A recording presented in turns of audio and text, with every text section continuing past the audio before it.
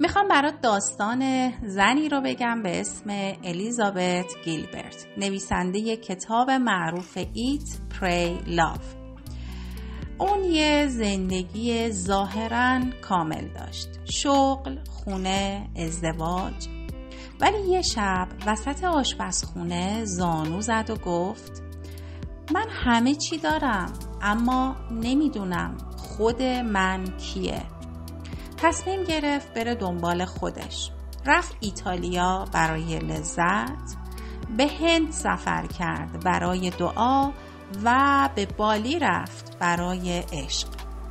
و وقتی برگشت گفت من خود جدیدی پیدا نکردم، فقط پرده ها رو کنار زدم تا اون دختری رو ببینم که از اول اونجا بود. گاهی خودشناسی یعنی همین، برگردی به اصلت، به اون دختری یا پسری که قبل از ترس‌ها و بایدها خودش بود.